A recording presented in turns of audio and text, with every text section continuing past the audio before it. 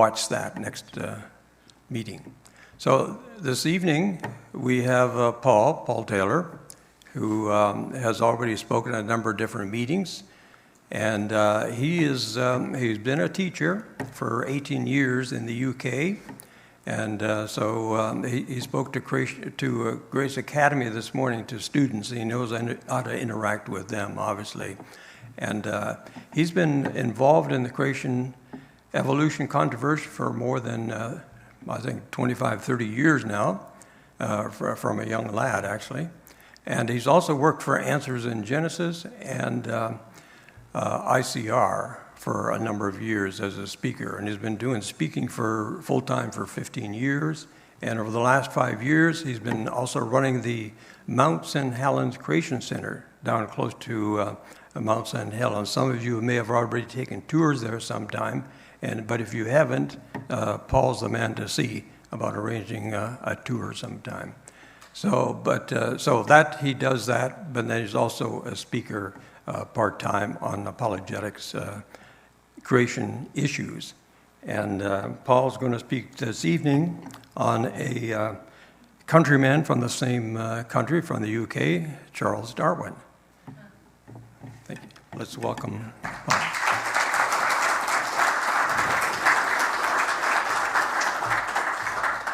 Well, thank you very much indeed for having me. My name is Paul Taylor. Just a slight correction. I love the folks at ICR very much. I like to interact with them. I have to confess I have not worked for ICR. Sorry, I have worked for Answers in Genesis and also for Creation Today. Now, I want to talk to you on the subject of Charles Darwin, and I'll explain why in a moment. But as Heinz said, I am the director of the Mount St. Helens Creation Centre, and this is our web address. If you want to find any more information about us, it's mshcreationcentre.org. We're based in downtown Castle Rock in this building, and we hold a lot of events there. We attract a lot of people, and we try to help people understand God's word. When people come to us in the summer, I'll often try and tell them about the volcano, and then we'll get out and have a look at areas close to the volcano. There are 3 different approaches to Mount St. Helens that we use. These folks are on the walking around the south side of the volcano. That's going over the rope suspension bridge over the lava canyon. And we sometimes go around the east side of the volcano, which is the only way that you can get down to Spirit Lake these days. Most of our excursions, however, are on the west side, where they've got roads that are actually in reasonably good repair. And these folks are walking over the Hummocks Trail, which is the remains of the landslide. It's easy to find where we are. We are off Interstate I-5, exit 49. So if you're travelling southwards from here, you'll get off the interstate on the ramp there at exit 49, and you'll turn right into downtown Castle Rock. The signs for Mount St. Helens will be pointing left, going up towards the top right of the map there. We're in downtown Castle Rock, and you can find us because we do have signs on the interstate. And that's meant that we're attracting a number of people who perhaps wouldn't otherwise have come to see us. We're getting unbelievers in the place as well. And so I would ask you to pray for us that we will be able to continue our ministry. I do have to confess that we are in a little bit of a financial difficulty at the moment. And so if you want to see our ministry continue, if you could prayerfully consider praying for us, and if anyone is able to help us financially, then we would be very grateful. The things we do in our centre, we operate the Creation Centre with exhibits. We're trying to create new exhibits all the time. We take people on excursions to the volcano, during which time we can explain to them the truth of God's word from Genesis. We do presentations. Things like writing books doesn't bring in a direct amount of money into the ministry, particularly since I'm engaged in some long-term book projects at the moment. We're involved in education, particularly assisting homeschool families and homeschool co-ops. and we're trying to do more radio and TV work. When I say radio, you can put that in inverted commas. We do a podcast, an audio podcast program, and I'm trying to video that as well at the moment, and that's something where we can get the information out more widely. Mountain Word Science is our science curriculum for older teenagers from ages 15 through 18. It's a curriculum for homeschooled teenagers, and most homeschool curricula in science that I've seen so far tend to be, although technically challenging, they tend to be written from the grammatical point of view, very factually based from the grammatical point of view. There's a lot of talk these days in Christian education about reintroducing classical education. I'm trying to write this science course from the rhetorical level, the third level of the trivium. In the classical trivium, you've got the grammar level, the dialectic level, and the rhetorical level. They correspond very much to the three levels of intellect in the book of Proverbs, where you've got knowledge, understanding, and wisdom. Okay, this is meant to be at the wisdom level, encouraging children to know how to become scientists. So we have actually 3 books out at the moment. Actually, we've got a 4th one out. I should bring the 4th one up as well. Chemistry units on oil, metals, and chemistry on the farm is the new one that's just been out a couple of weeks, and a physics unit on sound and music. And the next physics unit that I'm working on at the moment will be on communication science, when it's entitled Get the Message. The other projects that we've got going at the centre at the moment, I've mentioned about the podcast and the TV show. I'm writing a full-length commentary on Genesis. There have been a number of commentaries on Genesis produced lately. Creationists always seem to stop at chapter 11. And all the recent commentaries on Genesis by creationists have stopped at chapter 11. I include myself in that. With my first commentary on Genesis, 6 Days of Genesis, I stopped at chapter 11. There hasn't been a creationist commentary that covers the whole of Genesis since Henry Morris's book, The Genesis Record, published in 1976. Okay, that's a fairly long while ago now if you think about it. It's 43 years ago. However, there have been plenty of easy-to-read commentaries written on the book of Genesis by theistic evolutionists, people associated with biologos, commentaries by people like John Walton and Bruce Waltke and Tremper Longman and so on, who are telling people that you can believe Genesis and believe in the theory of evolution. And so those are the books that are getting into the seminaries. So, all the time I'm writing this book, I'm not earning any money from that at the moment. God willing, it will eventually get published. I'm hoping that we'll be finished by Easter and be able to get that published, but that's something we're doing, and I do believe it's very important, so that's why I bring that to your attention. And the talk I'm giving tonight is on research that I'm doing to do with Darwin. I did write a very short biography of Darwin 10 years ago. I want to make a much bigger biography of Darwin, a full-length biography of Charles Darwin, and that again is something that will take quite a while. So if you wanted to give to us regularly, monthly, I've got some forms that you can get, or you can simply go onto our website and follow the links on there, and you can donate to us through the website if you so wish. Well, to get to the topic for tonight, those of you who like to send tweets or Instagram messages about the talks that you hear, there are some suggested hashtags there. #MSHCC for Mount St Helens Creation Centre, or #DarwinLie. Okay? If you haven't got a clue what I've just been talking about then, just ask your grandchildren, okay?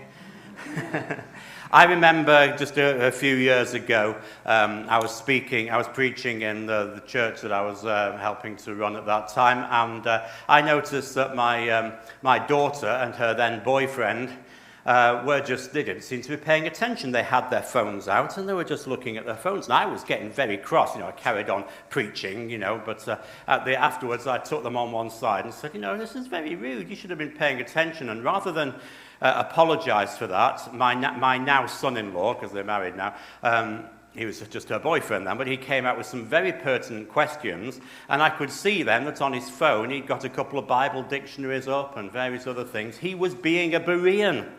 He was not far away at all. So I don't tell people to turn their phones off anymore now. And I have noticed that some young people like to send tweets about the talks, and that's a good thing because it means that you're engaged in what's going on. That's why I now give you suggested hashtags instead of saying turn your phone off. Let's talk about Charles Darwin. And you think, well, we shouldn't be talking about Charles Darwin, should we? We're creationists here. We don't want to talk about him. Well, do we actually need to be so critical about Charles Darwin? Do we? After all, a lot of Christians will ask us that. Why are you so critical about Charles Darwin? In fact, when I lived back in England, I had a couple of occasions where I was on radio programs, and in one case on a big TV discussion program with a gentleman called Dr. Dennis Alexander, who he has a number of hats on. He is a senior lecturer in biology at Cambridge University. He is also the President Emeritus of the Faraday Society in Britain. And he's also a senior fellow with the American organization Biologus. And he's an elder in a Baptist church in Cambridge, which is probably one of the largest Bible-believing churches in Britain. And he wrote a book some years ago called Creation or Evolution, Do We Have to Choose? And I can tell you that I can reveal that this comment that he made in this book, he had me in mind when he wrote this comment because of a conversation we had. One of the deep mysteries of the early 21st century is why one set of Christians go around churches trying to persuade another set of Christians to disbelieve the theory of evolution. Trying to persuade Christians to disbelieve Darwinism soaks up huge resources that could be better spent elsewhere. He said, I am wasting time when I should be preaching the gospel of Jesus Christ. Okay, is that what you think? Am I wasting time? Because if we are, we'll stop the meeting now and go home. We might as well. Something good on telly tonight? No. We'll see. Jesus said, the one who is not against you is for you. He also said, however, whoever is not with me is against me. There's only one way those two things can go together, is if this subject is black and white. You're either with Jesus or you're against Jesus. You're not, it's okay. We're sort of okay about things. You've got to be one side or the other. And I'm afraid that the people in the biologist type people are trying to sit on the fence. If you sit on the fence, it's going to be painful in the end. You've got to decide one side or the other. Charles Darwin's story starts in the market town of Shrewsbury on the border of England and Wales. Here's the town of Shrewsbury. It's a beautiful market town, beautiful little market town. There are a number of historic events happened here in Shrewsbury. Shrewsbury Castle was built in 1074 by Roger de Montgomery, who came over as part of the Norman conquest, conquered England. William the Conqueror gave the area of Shrewsbury to him. In 1138, it was the scene of an extremely important battle during the time known as the Anarchy, one of a number of civil wars that happened in England. Only one of them is called the Civil War, but there were other civil wars. In 1138, at the time of the Anarchy, there was a battle for the throne between King Stephen and the Empress Matilda. And Shrewsbury was actually supporting Empress Matilda, and it was besieged by King Stephen and practically starved to death. And eventually King Stephen took over the town. It was really part of the way that Stephen eventually managed to secure the throne of England. So that's a major historic event. 1403 was the Battle of Shrewsbury. The Battle of Shrewsbury happened because Wales was trying to get independence from England, and they were rebelling against English rule. The King Edward I of England had conquered Wales some while before, and Prince Owen Glyndŵr in the early 15th century had declared independence, and he had a supporter in England, a man called Henry Hotspur Percy, and there was a big battle at Shrewsbury where Henry IV defeated the forces of Henry Hotspur Percy and Prince Owen Glyndŵr. The statue there is of a man called Robert Clive, who was the Member of Parliament for Shrewsbury from 1762 to 1774. He is better known as Clive of India, however. He was the man who formed the East India Company, which eventually led to Britain taking over India and therefore Queen Victoria becoming the Empress of India. So I've given you a lot of historic things that happened in Shrewsbury. Why? Because I want to show you why, after with all that rich history in Shrewsbury, why is it then that Shrewsbury's favourite son is someone sort of slightly different? Look, for example, at the entrance to their main shopping mall. The Darwin Shopping Centre. That centre, of course, wasn't designed and built. Bricks just started to arrive there and they evolved into a shopping centre. Darwin was born in this house called Mount House in Shrewsbury, which was built by his father, John Waring Darwin. I always find it amusing when they say something like that. The house was built by this rich man. He didn't build it. Of course, he didn't put one brick on top of the other, but he paid for it and he arranged for it to be built. And this is what it looked like when he had it built in 1809. So that really gives us the opportunity then to think about what Charles Darwin's childhood influences were. Because I'm not going to give you a complete biography of Charles Darwin tonight. I'm just going to go through his youth and then a little bit of something later in his life. I'm just going to make one important point. If I was to go through all his life, I would need to do about 3 or 4 lectures, the length of tonight's lecture. So what were his childhood influences? Well, this man, I would suggest, would have clearly been a major influence on Charles Darwin. This is his paternal grandfather, Erasmus Darwin. Here's the family tree of the Darwin family, and here is Erasmus Darwin, 1731 to 1802. Now, I have put there, also on the family tree, Erasmus Darwin's best friend. His best friend, who he was very, very close to indeed, was a man called Josiah Wedgwood. Have you heard of the name Wedgwood? This is the Wedgwood who founded the famous pottery firm. If you're interested in collecting ceramics, then you probably certainly have some of his materials. These two men were very close indeed. Erasmus Darwin was a physician. Josiah Wedgwood, as I said, was a man who founded the pottery company. And because they were very close, it's not surprising that 2 of their children got married. Robert Waring Darwin married Susanna Wedgwood. She was better known as Suki Wedgwood. So they got married. And so this is why they're on the same family tree. This is the link that we have between them.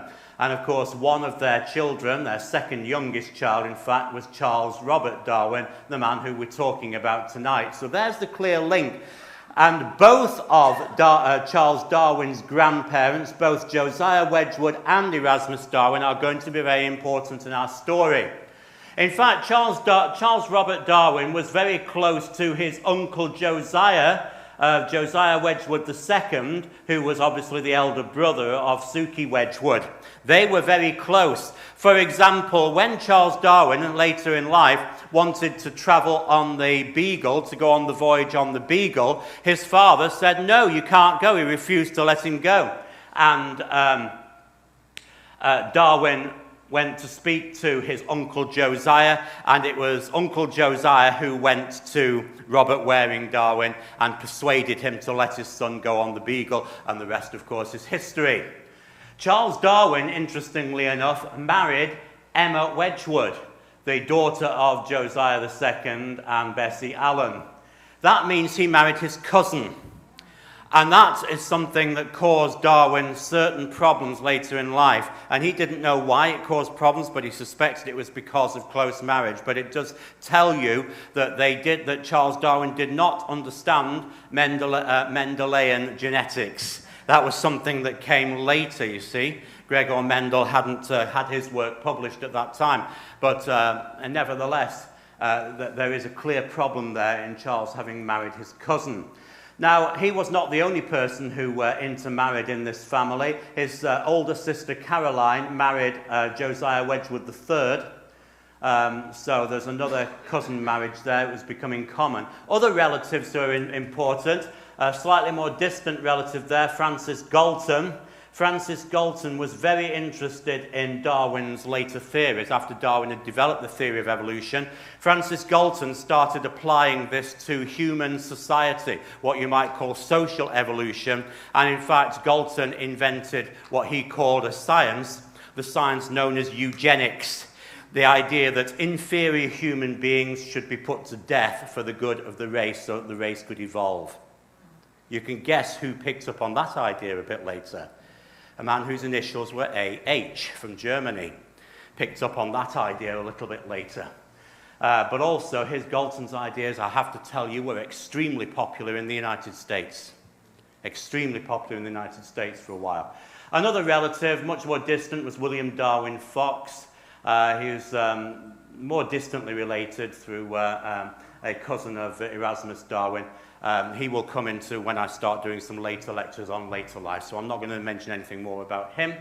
But I am going to talk a little bit about Darwin's famous grandfathers, because you need to understand where these people were coming from. First of all, Erasmus Darwin wrote a book. He wrote a book called Zoonomia.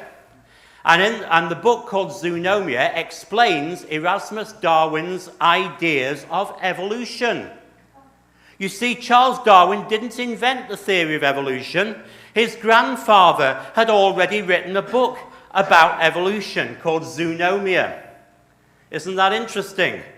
Now, Charles Darwin always claimed that he had no interest in his grandfather's theories. I can't believe that, and there are reasons why I can't believe that, as you'll see shortly. It's just beyond belief that Charles Darwin was not influenced by his grandfather's theories on evolution. By the way, it's interesting to note, just as a little bunny trail, that it was quite common in Erasmus Darwin's time to write scientific books, like he did, in pentameter couplets, rhyming couplets. The whole book is a poem. How many people, Heinz, when you did your PhD thesis, did you write it in rhyming couplets? Maybe it's the sort of thing people ought to bring back. It would make serious science a bit more entertaining, perhaps. But here's the important part, which is that Erasmus Darwin and Josiah Wedgwood were both members of the Lunar Society. Well, what's the Lunar Society? Well, the Lunar Society was a dining club. At least that's what it masqueraded as. It was founded in 1765. There were 14 original members, which included Erasmus and Josiah. And in 1789, the French Revolution came about. And it's no coincidence that that's close in time, because the Lunar Society were Jacobins. That is what they were. They were Jacobins. Jacobins were the group that actually fomented the French Revolution. Well, there were people in England who had the same ideas. In other words, they were radical Republicans. Now, in England, you've got to understand that the word Republican has a very, very different connotation from what it has here in the United States. When you hear the word Republican in England, you immediately think left-wing socialist and atheist, because that is what they were. The Lunar Society were left-wing socialists and atheists who wanted a revolution in England that would overthrow the monarchy and the parliamentary government of the time and install a commune. That is what Josiah Wedgwood and Erasmus Darwin were interested in. Their big hero was Maximilien Robespierre, one of the leaders of the French Revolution. As I said, they were atheists, or at the very least, non-theists. Once again, it defies logic to suppose that this opinion did not have an influence on Charles Darwin. Have you ever heard the rumour that Charles Darwin was brought up as a Bible-believing Christian and left the faith when he discovered that animals had evolved? That's the myth. It's not true, as we'll see. Now, Robert Waring Darwin was a society gentleman, settled in Shrewsbury and became the town's doctor. Not only did he become the town's doctor, But in an age when you couldn't get a loan from the bank, he used to privately loan money, until eventually practically every member of the city council was in his debt. He's an important society man. He was notionally on the parochial roll of St. Chad's Church, Shrewsbury, another reason why people would say that Charles Darwin was brought up as a Christian. But Erasmus Darwin hardly ever went. It was very common in those days for people to be on the electoral roll of the established church and not to believe in God.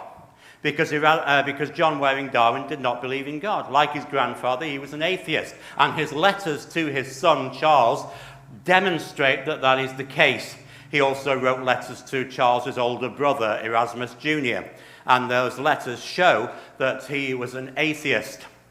So we don't have an influence of Christianity then from Darwin's father. So what about Suki? Well, she was a churchgoer, wasn't she? That is true. She went to church every week. She went to this church, Shrewsbury Unitarian Church. Now, when we were making a documentary film about Charles Darwin to celebrate the 200th anniversary of his birth, which was in 2009, we filmed outside the church. And as we were filming outside the church, one of the elders of the church came out to see what we were doing. And he was very friendly. He said, "Do you want to come inside? We've got a plaque inside. You could film that. You could see where Suki and Darwin used to sit every week in church." And yes, we said, "We'd love to do that." And then suddenly a thought hit him. He said, "Are you for Darwin or against him?" And so we were honest. We said this was a critical documentary. And he shut the door on us. We didn't get inside the church to see. Okay? The Unitarian Church is not a Christian church. This is what it says on the door of that church. The Unitarian path is a liberal religious movement rooted in the Judeo-Christian traditions, but open to insights from world faiths, reason and science, and with a spectrum extending from liberal Christianity through to religious humanism. And Darwin was definitely influenced by that because he was sent to a grammar school run by a man called the Reverend William Case. I've just told you that Unitarians believe in one God. They believe that Jesus is an exemplary man, but not God. They do not believe in original sin. They do not believe the Bible is inerrant. And they believe that no religion can claim an absolute monopoly on the Holy Spirit or truth. They reject doctrines such as penal substitutionary atonement. Let's try and get on to the next slide. I've had this problem before on this particular thing. I'm going to just crash out of the slideshow and move it on artificially because I want to show you this house here. Here it is. This house was occupied by the Reverend William Case. He was the pastor of the Unitarian Church, and he ran a grammar school there. And so Charles Darwin was sent to this grammar school as a small boy.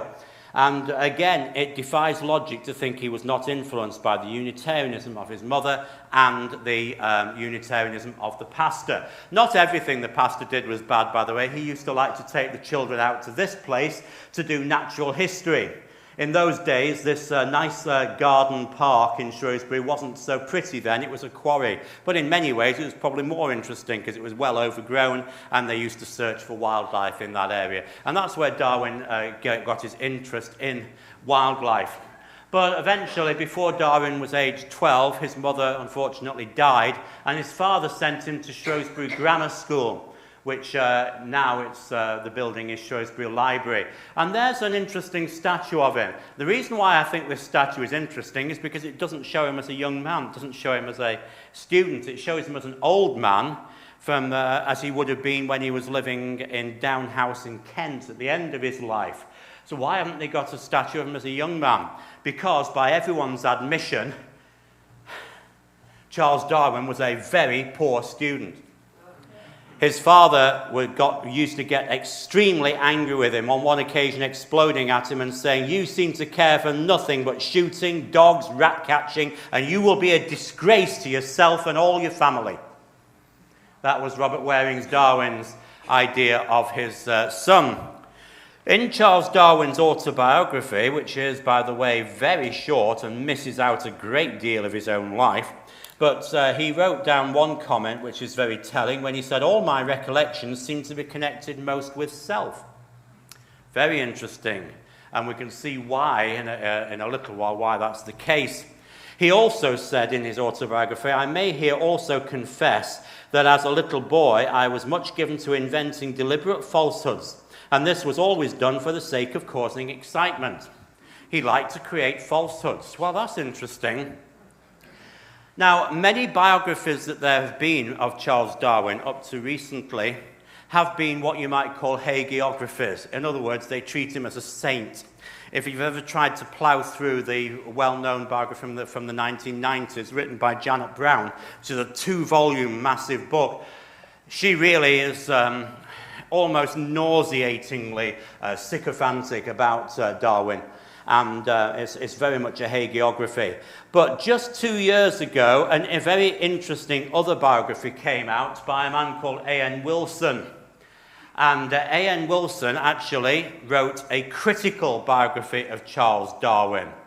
And for that reason, you'll find most of A.N. Wilson's biographies get 5-star ratings on Amazon, and this one has got about a 2-star rating. You should read some of the poisonous comments that have been placed against it. A.N. Wilson is not a Christian. Well, he sort of goes to a liberal church, but he doesn't claim really to be much of a Christian, and he certainly is an evolutionist, so he's not against Darwin's theories, but he was very critical of Darwin's personality. And interestingly, on this subject of Darwin's little falsehoods, this is what he had to say on that very same subject. "The solipsism and the dishonesty would scarcely be worth mentioning in so small a child, were it not that both characteristics were carried on into grown-up life."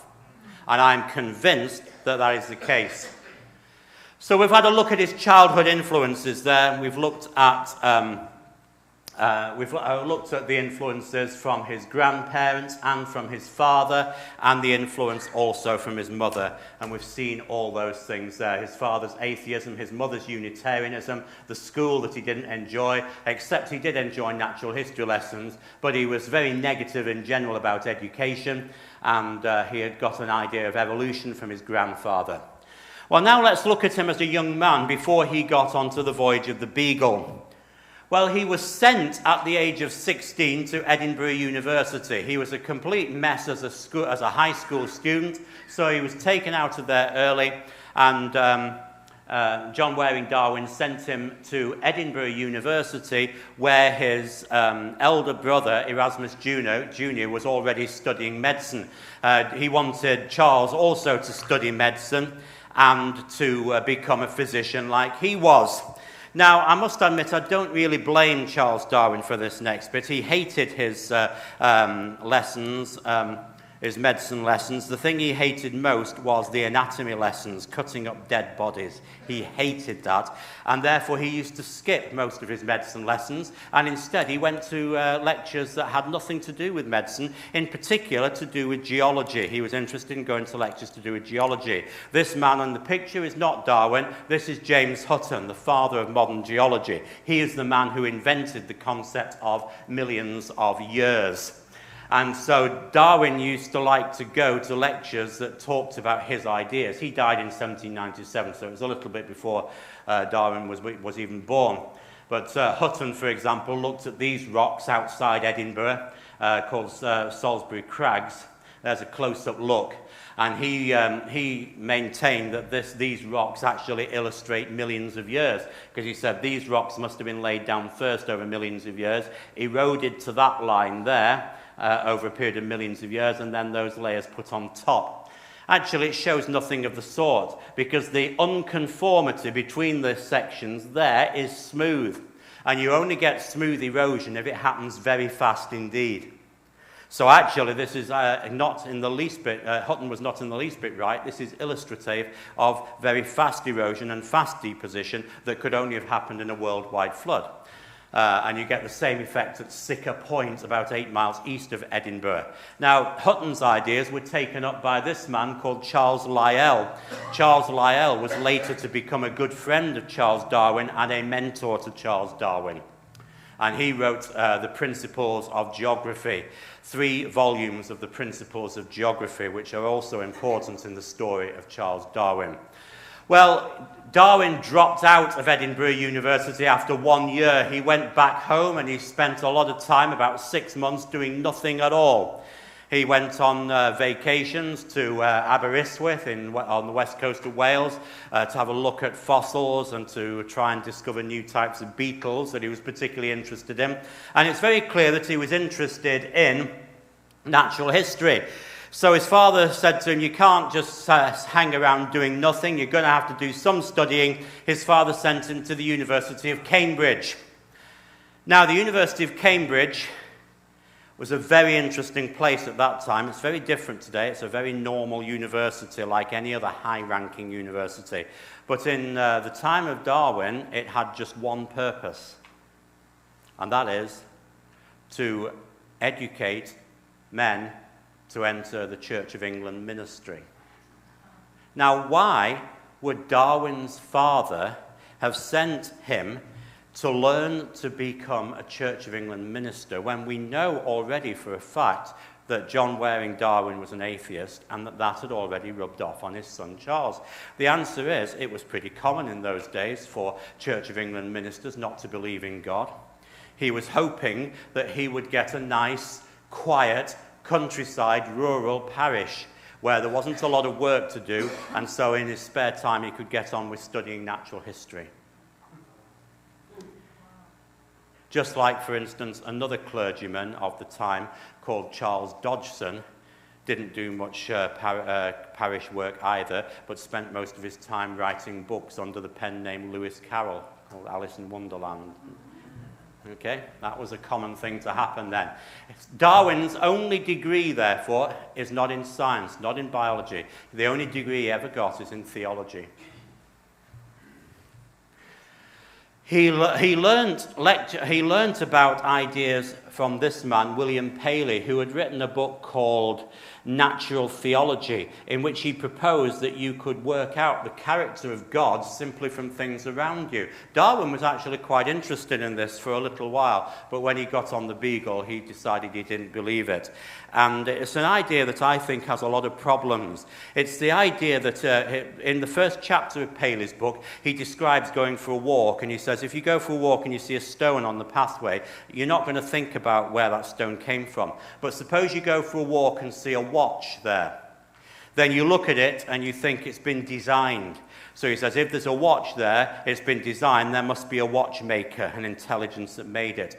In other words, basically Paley was the father of intelligent design movement. And that is not something that I personally support or encourage at all. Because if you just use that to try and prove to people that there is a God, that is simply leading them to idolatry. Because a God is not the God of the Bible.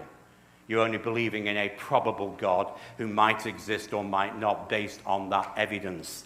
Evidence, as I've often said in other talks, means nothing whatsoever unless it's compared against the presupposition of believing in the truth of God's word. Okay, so the pre-Beagle influences were these then. The fact that he'd got his ideas of long-age geology from Edinburgh, the ideas of Hutton and Lyell. He'd learnt about design from Cambridge, from Paley. Eventually he rejected those ideas. And that brings us briefly to the Beagle. And I want to cut through some of this. I don't want to spend too long on this. But on the voyage on the Beagle, he was employed as the companion of the captain, who was quite young. Darwin at this stage was 22 years old, and Captain Robert Fitzroy was actually only 26 years old at the time, and it was thought that he ought to have a gentleman companion to help him to deal with all these common sailors, you know. He would need that. So the Beagle had a particular job in store, which was to survey the Atlantic Ocean on the eastern coast of South America. That's what they did. So this is the routes that they took. And that map is quite interesting because Darwin was already studying Lyell's books, The Principles of Geology. He'd already got the first volume. The second volume was published shortly after Darwin left on this voyage, but he arranged for one to be shipped out to the River Plate, which is somewhere just south of Montevideo, I think, isn't it? River Plate's in modern-day Argentina. Montevideo is the capital of Uruguay, just north of that. So he had the second volume shipped out. And so he had read these volumes about the millions of years that Lyell was proposing, and therefore when Darwin eventually got to the Galapagos Islands, he didn't suddenly reject biblical Christianity. He was already indoctrinated with the ideas of millions of years. So once again, we are seeing that the popular story of Charles Darwin is false. We know for a fact he had these books. Okay, well, I must skip through the information about that voyage very quickly, because I really want to apply this now to something that happened at the end of Darwin's life, and just apply everything that we've just learned, the influences from his youth, to a very important event towards the end of Darwin's life. This is important. Okay, and I need to wind up with this because it's a little bit subtle and a little bit difficult to explain this point. But I'm returning here to A.N. Wilson's biography of Charles Darwin, which, as I said, seems to me to be the first honest biography of Charles Darwin we've had, and really is what has inspired me that we need a biblically based creationist biography, full-length biography of Charles Darwin. Wilson says it's time Charles Darwin was exposed for the fraud he was. Now, what does he mean by that? Because as I've already explained, Wilson is not a creationist. He believes in these millions of years. He believes in evolution. What's the fraud concerned? Let's have a look at what the fraud was. He's already told us about the childhood lies, and we've had a look at a little bit of Darwin's autobiography, and we've seen for ourselves what some of those lies were. Well, that brings us to talk about two men together and compare them. On the left, we have Charles Darwin as an old man. And on the right, we've got a man called Alfred Russel Wallace, 1823 to 1913. Now then, here's where we spot the experts here. Please don't be embarrassed by this question, but how many people here have previously heard of Alfred Russel Wallace? A small number of you. A small number of you. How many people have previously heard of Charles Darwin? Everybody. Did you know that the theory of evolution is, strictly speaking, known as the Darwin-Wallace theory, officially? It was jointly produced by these two men, and yet you've heard of one and not the other, most of you. Is that right? Is that fair? Most of you have not heard of Alfred Russel Wallace, but he had an equal part in the development of the theory. Let's compare them. Darwin was a man of privilege, as we've seen, from a rich family. Wallace, on the other hand, was working class from Neath in South Wales, a man without money. Darwin never had a proper job in his entire life. He lived off an allowance from his father until his father died, at which point I guess he was able to get some of his own earnings. He was living off the royalties from his book, The Origin of Species, later in life. But for a long while, he was simply living off the allowance that he got from his father and his wife got from her father. Wallace, on the other hand, could not afford that, so he used to travel around the world collecting fossils and specimens and wrapping them up and sending them back to Britain and also to the United States in order to earn money. People would buy these from him, and that's how he was doing it. He was trying to do research, and he was trying to sell collector's items to raise money. Darwin, as we've seen, was known as a liar. Well, I think we've established that point. Wallace, on the other hand, was known for being very truthful in his accounts. That's going to be important in a minute. Darwin was an atheist. So I guess you're all hoping that I'm going to tell you that Wallace was a Christian. No, he wasn't, I'm afraid, but neither was he an atheist. He was a spiritualist. He believed in communing with spirits from the dead, which he would quite often do while under the influence of various drugs in hallucinatory conditions. And then he would be visited by his familiar spirit who would tell him things. Okay, now we know a little bit about Alfred Russel Wallace. Let's have a look at the timeline then to do with the publication of The Origin of Species, Darwin's theory of evolution, and the development of the theory of evolution. Darwin travelled on the Beagle from 1831 to 1836. His notes were then published in 1839. You would expect that, just a couple of years after he travelled, give him a couple of years to gather these notes together. So when was The Origin of Species published? Well, The Origin of Species wasn't published till 1859. Why is there a 20-year gap? This 20-year gap is going to be very, very important indeed. Let's have a look at why there's that 20-year gap, because I need you to understand that The Origin of Species was actually published in a hurry. In fact, it was only the previous year, in 1858, that they released the Darwin-Wallace theory. In the spring of 1856, Charles Darwin received a package from Alfred Russel Wallace, who had heard about Charles Darwin. At the time, Wallace was researching in Ternate, in what is now modern-day Indonesia. On June the 10th, 1858, Charles Darwin wrote a letter to his good friend J.D. Hooker. And on June the 18th, he received another letter from Wallace. Now, why these letters? The 1856 letter from Wallace outlined Wallace's ideas about the transmutation of species. Wallace, as we said, was not a Christian. He had developed an idea of evolution, but he hadn't fully formed it.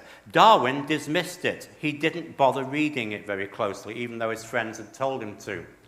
Now, on June the 10th, 1858, he wrote a letter to J.D. Hooker saying, "I've worked it out. I have solved the mechanism for the theory of evolution. It's taken me this 20 years, but I've solved it, and now I'm ready to publish." And then Darwin says that on the 18th of June, he received a letter from Alfred Russel Wallace, in which Wallace outlined a theory of the mechanism for the theory of evolution, identical to the one that Darwin eventually published, 8 days after Darwin had written to Hooker. And therefore, on July the 1st, a joint presentation was made to the Linnean Society announcing this theory of evolution. Interestingly enough, the joint authors were not there. Wallace was still in Ternate, and he couldn't be there, so his presentation, his letter, was read out. Darwin was ill. Darwin was frequently ill. And that's another story. I would like at some stage to explain why Darwin was so ill, but it's not really relevant to what I'm talking about today. But Darwin was often very ill, so somebody read his paper out. His paper was compiled very quickly from a few notes he'd written a few years earlier. Okay, and that was on July the 1st. And then Wallace had sent his paper to Darwin, and Darwin's incomplete essay, that was what was used, along with a letter he'd sent to the American scientist Asa Gray in 1857. Those are the two things that were read out from Charles Darwin. And on November 22nd, 1859, a year later, Darwin published The Origin of Species. So you see, there was a great rush to publish. 20 years had gone by, and suddenly Darwin is rushed into publication. Do you think that's suspicious? Because I do. Now I want to go through the timeline again and make a few comments. Here's the package in 1856, which Darwin ignores. But it's interesting that conversations reported by friends of Darwin show that Darwin's ideas had changed considerably between 1857 and 1858. Why? Why had his ideas changed? Well, here's why. Darwin wrote to J.D. Hooker on June the 10th, 1858. That's true. We know that. That letter is available. The Royal Mail has had records from a long time before this, detailed records. So the Royal Mail is pretty good as a source of evidence for these things. And here's the point. We've already mentioned that Darwin says that he got a letter from Wallace on June the 18th, 1858. The thing is, there weren't that many ships sailed around the world from Malaysia to Britain carrying mail. Wallace mailed the letter on March the 2nd, 1858. And at the same time, He also mailed a personal letter to a man called Frederick Bates of Leicester in England at the same time. Now, you perhaps don't know the geography of England, even given that they got round the country a bit slower than on horseback. The ship carrying this mail, and we know the dates of the ship for certain because the Royal Mail have records of it. So we know when the ship docked in London. The ship docked in London on one particular date, and then the mail had to be distributed. Well, Darwin at the time lived at Down House in the town of Down in Kent. It would have taken 2 hours to ride from London to Down, whereas it would have taken a couple of days to ride from London to Leicester. Bates received his letter on June the 3rd, 1858. Can you see the implications that we're making here and that Wilson is making? Can you see the implications? The strong implication then is that if Bates received his letter on June the 3rd, surely Darwin must have received his letter around about the same time, in which case Darwin received the letter with the mechanism for the theory of evolution before he actually wrote to Hooker, not afterwards. Do you see what I'm saying? Now, even if you choose to believe in the theory of evolution, as Wilson does, what we are saying here is that this is probably the biggest example of scientific fraud and plagiarism that has ever been committed.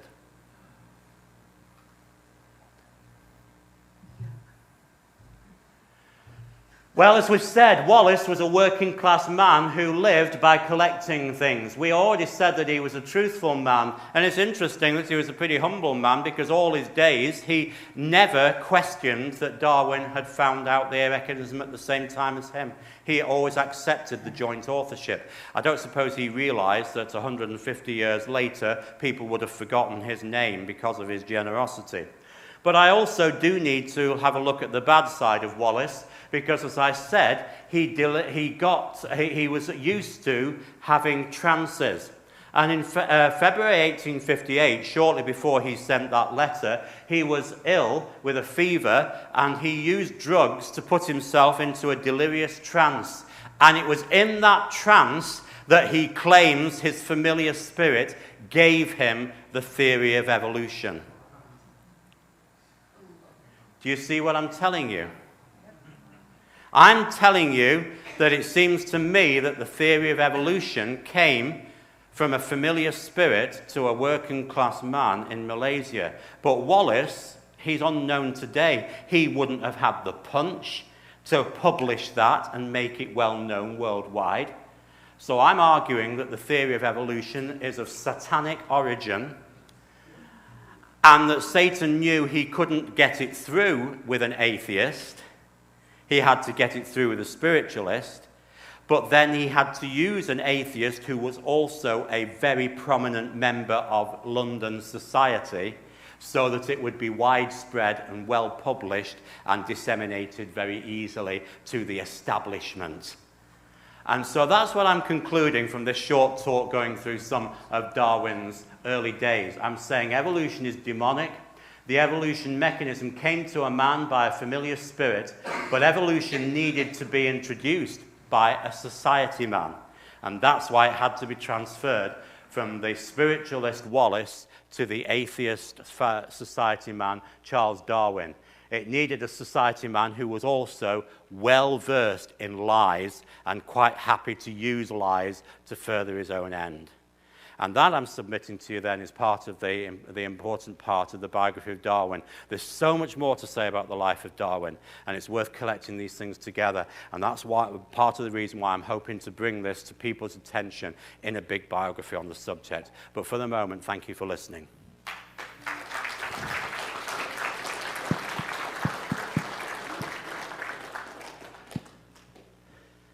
Thank you, Paul, for that information.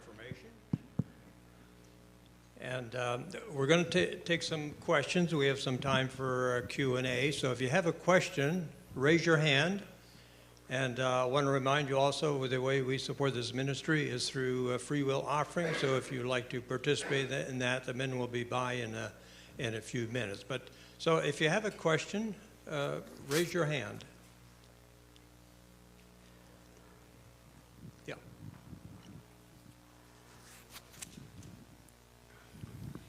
It seems to me that I recall that early on, Darwin gave some passing acknowledgement to Wallace, but that dissipated over time in later editions of The Origin of Species. And the key phrase in your question there, which is absolutely correct, is passing acknowledgement.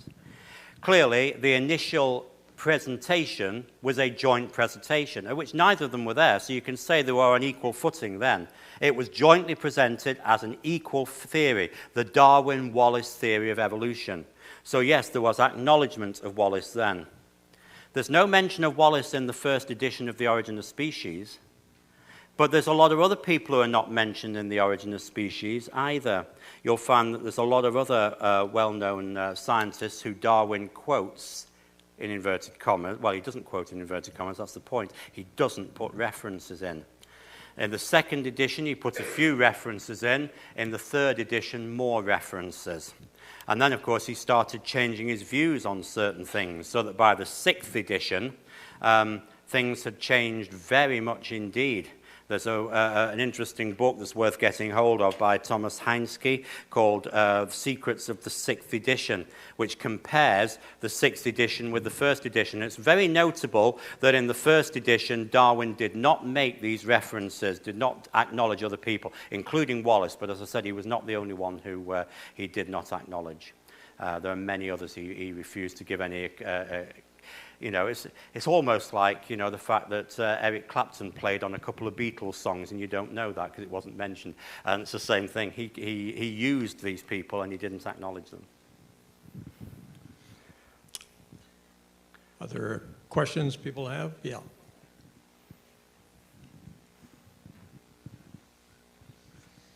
Are you going to do maybe a sequel where explains how racism Yes. Played a big part in this? And absolutely. Like Planned Parenthood, Margaret Sanger was a big advocate of that. There's a lot more to say, and of course, as I said, it's going to be a full-length biography, so there will be a number of other talks based on it if people want to invite me to do those talks. But I do want to talk about Darwin's views, unpleasant views on things such as racism.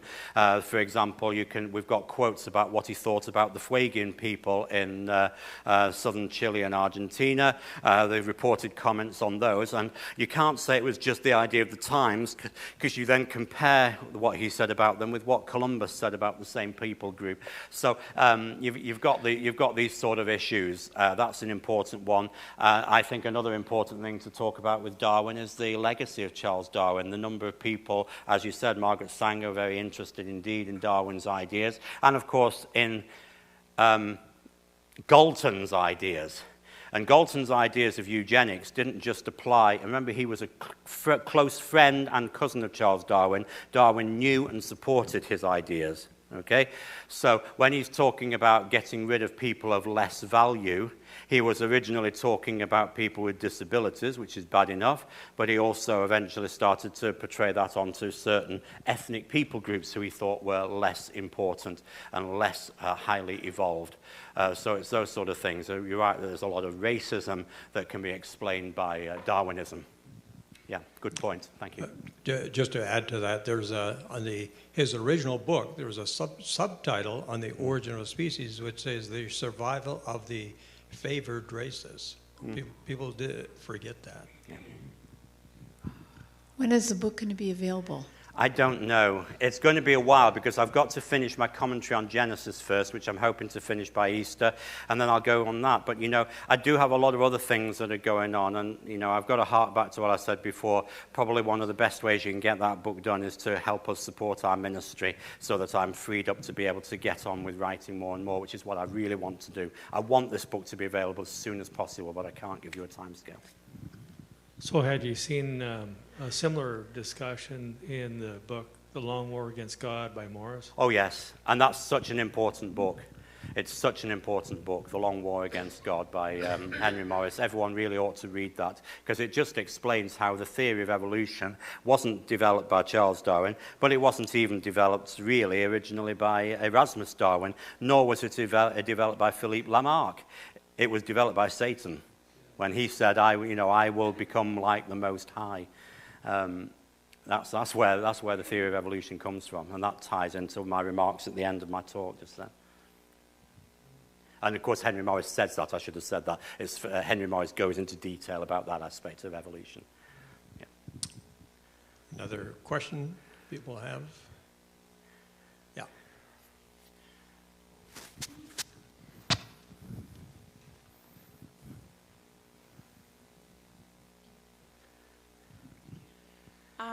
My question is, what resources do you have to give to people who are so vehemently opposed to the creationism? I personally have family members that will leave my house in rage if I talk to them about creationism because they so firmly believe in the theory of evolution. Yeah. Me too. Me too. So, I can suggest certain things that I think are good and are helpful, but it may be that people don't want to know. For example, just a little anecdote here, a lady came into my store early in the summer and said that her uncle was an elder in her church and was a geologist, and he told her that no PhD geologists believe in creation, none whatsoever. So I lent her Dr. Andrew Snelling's 5-DVD pack, and that is a very good resource. He's got a 5-DVD pack available from Answers in Genesis called Geology, and I lent that to her for him to see. But do you know, he just simply refused to watch them. He said he's obviously not a real scientist, otherwise he wouldn't believe that. So unfortunately, I do have to counsel you that sometimes people are never going to change their minds and are not going to listen to you. However, another resource that I'll suggest that gives you a simple introduction to this subject would be a book called Creation or Evolution by J. Seagert. J. Seagert's a very close friend of mine, and I consider that small book to be the best introduction that there is to this subject. We sell it in our bookstore, and I have it on our website, and you can also easily get it from Amazon as well. I haven't brought it tonight because I'm afraid I've been a little bit selfish and just mainly brought my own resources. But that would be the best introductory resource. And I'll mention one third one, another DVD resource. My introductory series of DVDs on the subject is called The 6 Days of Genesis. I've got a DVD pack there with 6 DVDs, 6 talks on the subject of Genesis, chapters 1 and 2. So if you've got family members who say they are Christians, but still believe in the theory of evolution, that might be useful. Jay's book might be more useful for people who are not Christians, who want to see some of the evidence from outside. And books, things like Andrew Snelling's information is very useful for clever scientists, so long as you can persuade them to actually watch it. Okay? More questions?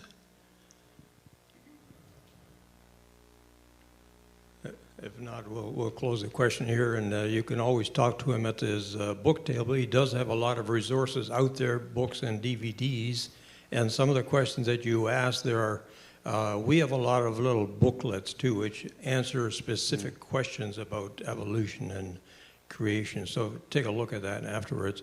Another a question for the audience. Evolutionists celebrated Darwin's birthday when? 200-year birthday. 2009, and that was actually February the 12th, 2009. Do you know who else was born on February the 12th, 1809, the same day that Darwin was born? Abraham Lincoln. President Abraham Lincoln. There's a good historian. But the significance of that is, we know that Abe Lincoln brought freedom to the nation. What did Darwin do? He enslaved us in the false philosophy of evolutionism. Vast difference. Yeah. So, Thank you. thank you, Paul. Bless you.